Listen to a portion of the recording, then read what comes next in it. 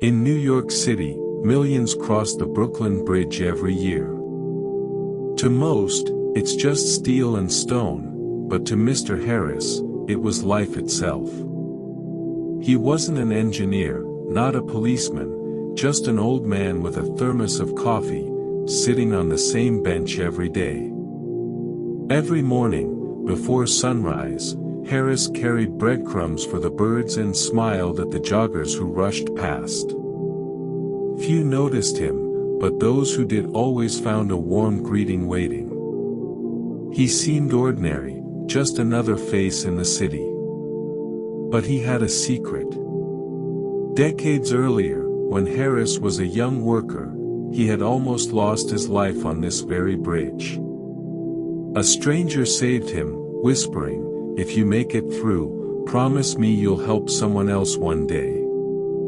Harris never forgot those words. One cold evening, as the sun dipped behind Manhattan's skyline, Harris noticed a young man standing at the edge of the bridge, his hands trembling on the railing.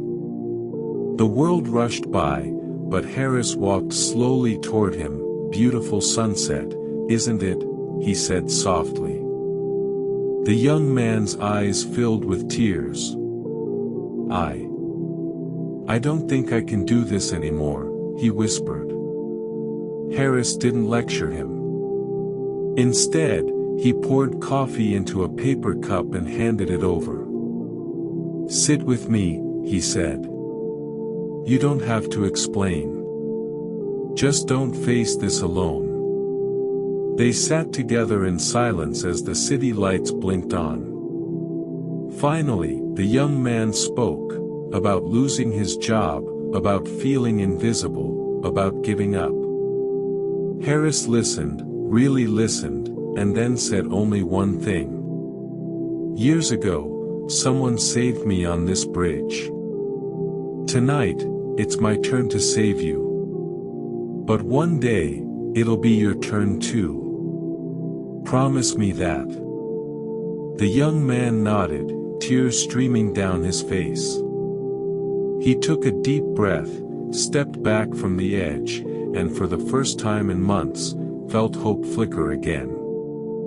The bridge hadn't just carried him across the river, it had carried him back to life. Mr. Harris stayed until the stars filled the sky. To him, the Brooklyn Bridge wasn't just an icon of STE.